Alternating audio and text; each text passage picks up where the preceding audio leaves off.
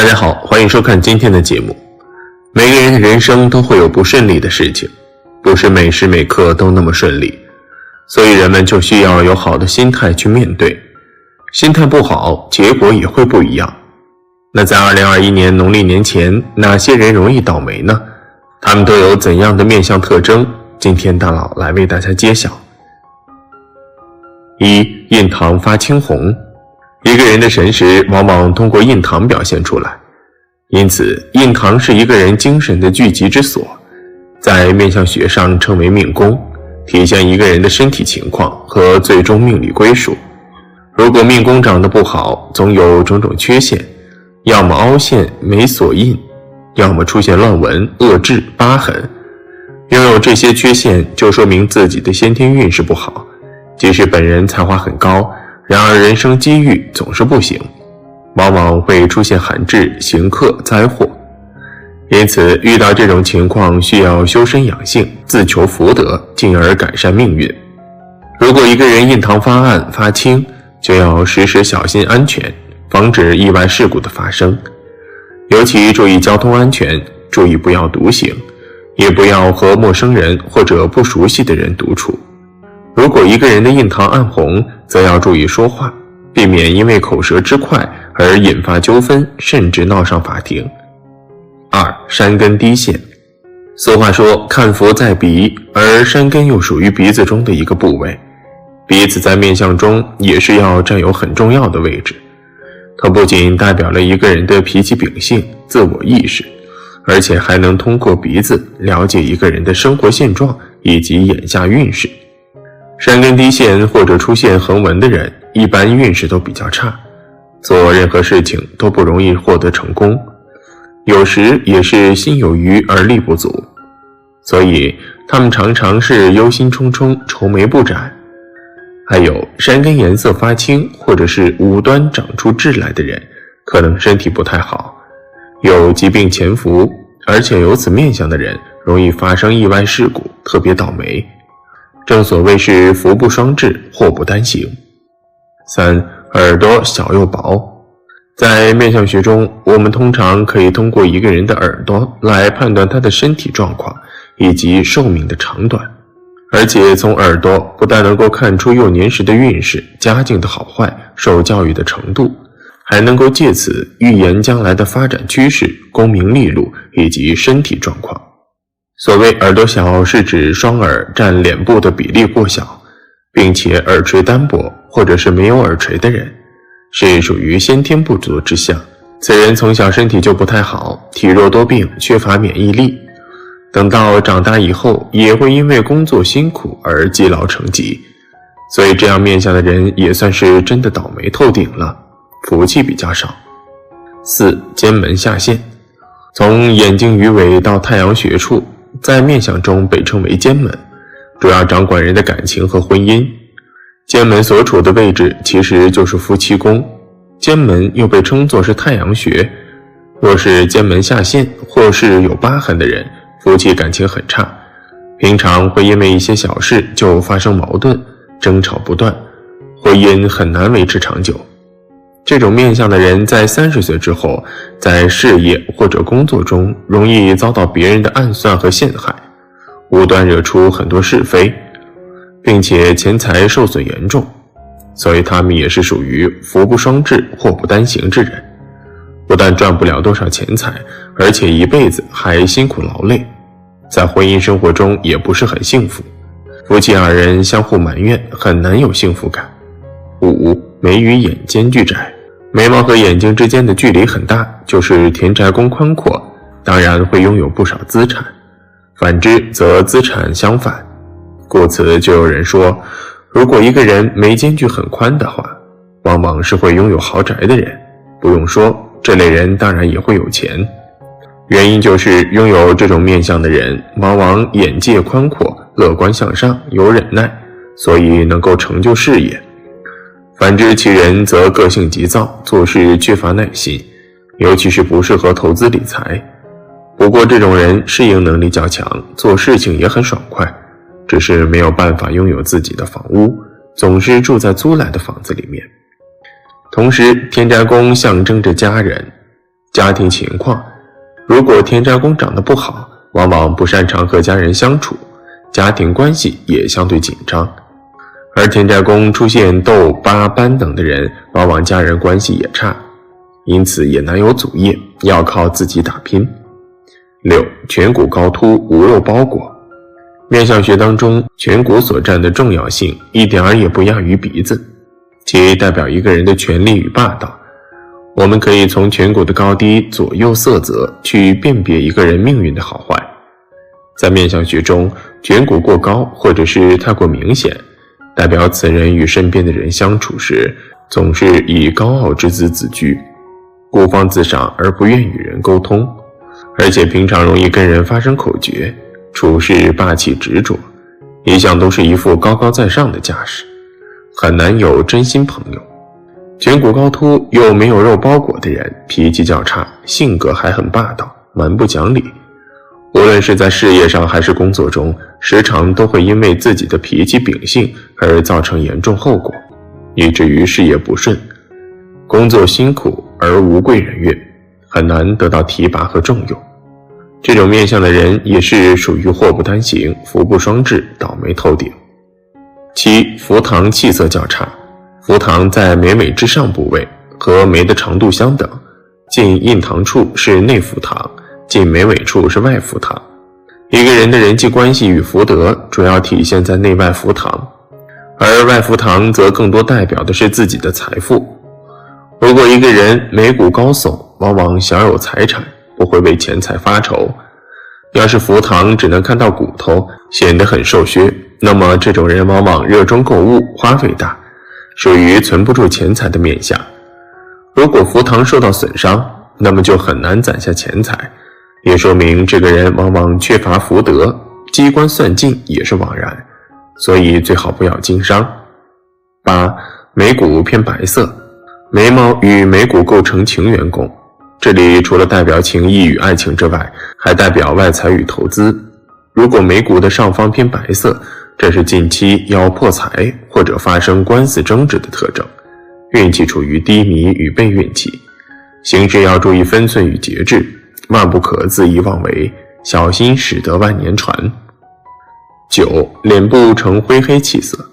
如果你整个脸都是灰黑色的，好似洗脸洗不干净一样，这就是运势受到阻滞的表征。除非你是身患重病，否则这种灰黑色的气色说明你近期很可能会散财，做事欠思考，肾与生殖系统出问题。10. 额头灰蒙蒙晦暗。在面相中，额头是一个非常重要的部位，掌管着人一生的前途和福禄。从额头各部位的血色变化，可以大致了解一个人的事业走向，运势旺衰。假如额头出现淤黑晦暗，代表事业即将受到种种阻滞，轻则动摇，重则职位不保。11. 田宅宫发黑。田宅宫就是上眼皮，这里代表物质与享受。如果上眼皮泛起黑色，则代表财产纷争，家业不保。如果田宅宫青灰晦暗，则表明近期易遭盗劫，或者财物丢失，且同时小心水灾或者火灾。12. 卧蚕部位发黑。卧蚕就是下眼袋部位，这里发黑也就是我们平时看到的熊猫眼，这是近期肾气过度消耗所致，代表忧思无限，愿望不能实现，所作无成，情场失意，可能生意也会不旺，或者会有金钱上的损失。人生在世，不如意的事十有八九，好运不会总在你家。同理，倒霉也只是暂时的，不可能一辈子倒霉。所以如果你有以上这些面相特征，建议你在新年来临之前一定要谨言慎行，在生活中多交良师益友，远离奸猾小人。欢迎收看今天的节目。每个人都希望自己的一生平安顺利，万事顺心，然而有的人却总是经常遇到倒霉事儿。正所谓屋漏偏逢连夜雨，不少人遇到的糟心事儿总是一件接着一件，不是事业不顺，就是遇到感情危机，让人欲哭无泪。其实啊，在相学中也存在一些预示运势不好的面相特征。如果自己有中招，则可能影响一生的运势。建议大家都要及时改善化解。那预示运势差的面相有哪些？如何有效化解呢？大佬接下来就带大家具体了解一下。天庭窄小，天庭可以看出一个人的智慧和谋略。天庭窄小的人智慧不高，学习能力和理解能力不强，更缺乏领导能力，所以不算是成功人士。化解办法：坚持学习，要有天道酬勤的精神。不留长发，一定要露出额头，凸显阳刚之气。眉毛亲印堂，印堂与我们的事业责任心相关，印堂部位宜开阔丰隆，与眉毛之间的距离为2指宽，最忌横纹眉亲。眉毛的侵入令印堂的宽度变窄。相学认为，印堂狭窄的人心胸狭窄，理想不大，财运不佳，一生很难有作为，即便自己有理想抱负，也不会实现。化解方法：修理眉毛，保持两眉间距 3.5 公分左右，多用宽容理解别人，感恩于人。眉毛为兄弟宫，代表朋友同事、兄弟姐妹以及贵人。古人云：在家靠父母，出门靠朋友。眉毛杂乱的人难以得到兄弟姐妹朋友的注意，没有贵人的帮助，成就一番事业是比较困难的。化解方法：多结交同龄人士，与人和睦相处，多注意修理眉毛。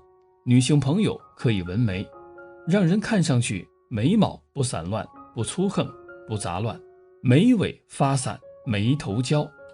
所谓眉尾发散，眉头焦，是指眉毛末端有发散，眉头有相交的情况。有这种眉毛的朋友们，往往在财运上有一定的破损情况，容易在赚钱的过程中因为吃不了苦或者没有耐性，情绪急躁，因而在工作中不易做到有始有终，因此在财运上也会有所显现。此外，这类朋友由于在性格上多了一些急躁和妒忌，因此容易因为与他人的矛盾是非而有所破财。化解方法：对于这种朋友而言，多从事一些能够静心或舒缓压力的活动，如书法、太极等，可以对自身的性格和财运都起到很好的改善作用。眼神似岁，眼睛在相学中是精气神的象征，同时也象征着一个人的运气、智慧等方面。所谓眼神似醉，是指在日常生活中，眼神常常流露出昏昏沉沉、似醉未醉的神情，让他人看上去有一种没有精神的感觉。这类朋友们在财运上的表现不为理想，在工作中的积极性低迷，有懦弱胆怯的情况，因此在事业上总是容易处于低谷位置，起色不大，因此财运也会随之受到影响。此外，这类朋友往往比较贪恋酒色烟花之中，而容易产生自暴自弃和无所谓的人生态度，因此进取心较弱，不利于因勇于开拓而财运大发。化解方法：对于这种朋友而言，要树立自信和积极性显得尤为重要，只有积极进取，永不言败，才可在财运上有所转机。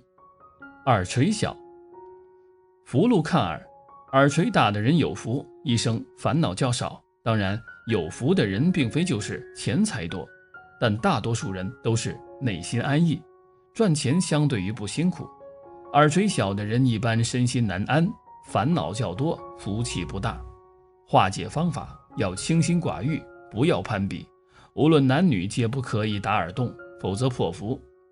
鼻斜、鼻孔漏，鼻斜是指鼻梁有歪斜或者不整齐的情况，而鼻孔漏是指从正视而看对方有鼻孔向上翻漏的情况。因为在相学中，鼻子是财帛宫和疾病宫的象征，因此如果出现了鼻斜、鼻孔漏的情况，首先这种朋友的身体健康运势有所欠佳，容易受到流行性或者突发性疾病的困扰，因此在财运上有所破费。此外，对于鼻孔外露的朋友来说，往往在消费时属于大手大脚、没有预算和节制的朋友，因此个人消费会成为财运破损的一个原因。化解方法，对于这种朋友们而言，注意身体的健康，避免不必要的开销便显得比较重要了。这样可以预防因这2点而给自己带来的破财。牙齿稀疏发黄，牙齿在相学中被认为是保护运气的一道壁垒，有防止运气外散和阻止晦气的作用。如果牙齿呈现出稀疏、暗黄和尖薄的情况，象征着这类朋友的财运有一定程度上的损耗。这种损耗主要表现在身体健康方面和工作方面。首先，在身体健康方面，这类朋友容易时常受到疾病和一些意外情况的困扰，导致身体出现每况愈下的情况，因而有所破财。其次，在事业方面，这类朋友在工作时往往有困阻事件出现，因而不能很顺利地完成既定的目标，在财运上也有所损耗。化解方法，对于这类朋友而言，在身体健康为前提之下，多储蓄一些财力，少一些不必要的开销，可以对财运的损耗起到削弱的作用。整理牙齿，补牙缝，经常刷牙，保持牙齿干净，口气清新。下巴削尖，下巴为地格，我们经常听到天庭饱满，地格方圆，地格就是下巴，主管一个人的晚年运、子嗣运以及一生的福气。下巴削尖，固定家产不多，或老年运势和身体不好。其实在现实生活中，下巴削尖的人财运还是蛮大的，收入的都是偏财，但是他们开销也大，不太顾家，不注重理财。一个财来财往不懂理财的人，即便赚取了一座金山，迟早也会挥霍一空。化解方法，对于这类朋友而言，在投资理财或者为人处事方面，一定要谨记稳中求胜这4个字，不要在投资时过于乐观或抱有侥幸心理，这样对财运的消耗很大，要时刻留意。以上是9种运势欠佳的面相以及对应的改善方法，大家可以参考了解。不过相法讲究的是相不独断，即整体面部的互相搭配，所以某一个部位。大家好，欢迎收看今天的节目。人在从出生到长大的过程中，在幼年和青年时期，这个人的面部特征更多是受先天命运的影响，是自己天生带来的。但是随着年龄的增长，到了中年时期，面相会因为自己的一些生活经历以及身处的环境开始慢慢发生变化，其运势也会跟着发生一些变化。而我们便可以通过观察一个人的面相特征来了解这个人的运势情况，是走好运还是衰运。那从面相角度分析，有哪些特征的人中年时期易走衰运呢？跟随大佬一起来了解一下。1. 如何从面相看你中年是否会走衰运？ 1. 看眉毛。先说下眉毛，我们看电视里面神仙的角色都有一字形或者是新月一样的长长眉毛，眉毛很端正，这是长寿的面相。那么体弱多病的人或者是运气不好的人，眉毛是什么样子呢？一般情况是眉毛短稀，甚至会有些干枯或者是容易脱落，这样的人心血不足，容易体弱多病。女性的眉毛如果特别黑，但是有些短，则性子比较急，很容易发火，对肝肾不好，也会影响自己的运势和婚姻。眉毛一般的整齐柔顺，会让你事业和财运顺畅。相反，如果眉毛散乱，而且尾部有些稀疏的话，往往预示其人赚钱会很艰苦，也会因为跟合伙人发生矛盾而影响人际关系，从而招致破财。2. 看眼睛。在当今社会，经济物质是每个人生活的支柱，没有了经济上面的支撑，人很难在社会上立足。一般的眼睛不明亮，有一些昏沉，或者是眼睛有红血丝的情况，这样的人很难在经济上面有大的突破。最好不要从事炒股或者是风险性的投资，因为这种面相的人很容易破财，还容易招惹是非。尽量不要跟不熟悉的或者是人品不佳的人做生意，很容易让你钱财尽失，甚至欠下债务。3. 看鼻子。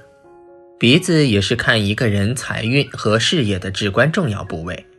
我们可以看到一些中年以后运势差的人，鼻梁上会开始有一些竖纹出现。一般事业很好的人，鼻梁都比较直，且鼻头有肉感。这样的人事业顺遂，还易有贵人相助。如果突然发现自己鼻梁上多了一些竖纹，你要注意了，最近可能要跟别人在工作或者事业上面有口舌之争，或者是上当受骗。4. 看下巴。下巴也是掌管人的福禄的重要部位。下巴一般代表房屋、土地这些不动产的情况，也是古时候人说的田宅是否充裕的表现，而且还掌管着人晚年时期的运势情况。下巴宜丰满圆润，或者是有双下巴，这样的人通常田产丰厚，晚年生活幸福。尽量不要让下巴出现磕碰，否则可能会影响人的财运。另外，下巴短浅的人也容易守不住财，钱财来得快也去得快，来去匆匆，还会有过分浪费的情况。5. 看夫妻宫。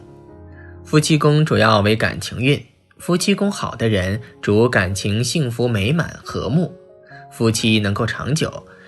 在迈入中年后，夫妻宫的部位出现伤疤或有明显的黑痣，都是一种不利的征兆，主自己在中年容易因感情上的问题而直接牵扯自身的事业，会因感情的问题而直接导致事业上的问题出现。夫妻宫出现了伤疤或是痣痕的人，容易在外面沾花惹草，尤其财运方面容易因自身起色心而导致财运的破财和财运的流失，在事业和财运上主破败之象。2. 中年走衰的面相特征。1. 眼睛昏沉。眼睛是个人面相中最能体现精气神的特征部位，同时也象征着一个人的运气、智慧等方面。如果自身的眼睛出现昏沉，都是不利的晦气出现。而这种昏沉并不是跟平时没有睡好一样，只要弥补好就很快恢复过来，而这种昏沉是一种长时间无法消除的体现。一般出现这样特征的人，且内心还有一种急躁、烦躁不安的感觉，就好像心中的有一团无名之火压抑自身，给自身带来的征兆。一旦这种情况出现，那么破财的几率相当高，且还自身容易出现口舌方面的是非，一般不适合去投资，一投必败。2. 眉毛出现杂眉。眉毛最好为整齐柔顺，多为有事业、有财运。现实生活中，我们也经常可以看到一些人眉毛散乱，还有的眉毛尾部稀疏。这些人从性格而言，性格上多有急躁和嫉妒，因此容易因为与他人的矛盾是非而有所破财，往往在财运上有一定的破财情况，容易在赚钱的过程中因为吃不了苦或者没有耐性，情绪急躁，因而在工作中不易做到有始有终。这个是先天中整体的情况。一般在中年出现杂眉，或则是眉毛中间在一定的年份中出现长短不齐，也是晦气的征兆。出现这样的情况，不仅仅自身钱财容易破败，尤其还容易牵扯自身的感情出现动荡。3. 鼻梁出现竖纹。很多人会觉得一个人的鼻梁在一定的年份就会出现竖纹，其实这个也是很正常的一件事。鼻梁主个人的事业运势，我们在现实生活中看见事业上有好突破的人，鼻梁都比较直且具有肉感，这样的人事业顺，贵人运旺，给自身带来事业上的提升。而针对个人之前事业运势一直都不错，但是突然发现自己的鼻梁有多条竖纹，那么此特征就是破财的征兆。尤其事业工作方面也要注意，容易出现口舌之事，与自己身边的人争执性比较大，还容易出现上当受骗的局势。4. 下巴出现磕碰。下巴出现磕碰，很多人觉得是一件很正常的事情。下巴代表田地、房屋等不动产，或者也象征着一个人财运的稳健情况。如果出现磕碰，寓意着个人的财运情况不是非常稳定，因此破财的情况也会有发生，主要表现在容易因个人利益的驱使而做一些冒险的投资项目，而财源有所破损。此外，还容易做一些违法乱纪的事情而破财。5. 出现悬针纹，35到36岁以后运势下滑。这个悬针纹是很奇怪，怎么皱都皱不出来，它就是在中间一条线下来。出现悬针纹的人很多疑，报复心很强，而且很奇怪，他的心情很不开朗，很会跟人家计较。当然，在事业上有计较的心情，一直多疑，跟人家斗来斗去，无论你的工作或你的事业应该会下滑。6. 出现破颧纹，46到47岁以后运势下滑。颧骨代表46、47，如果有破颧纹出现的话，就是46到47时运势下滑，左边右边都算。破颧纹出现就会破了你的权利，这时候45、46的时候会下滑。7. 后脑削平，46、47以后运势下滑。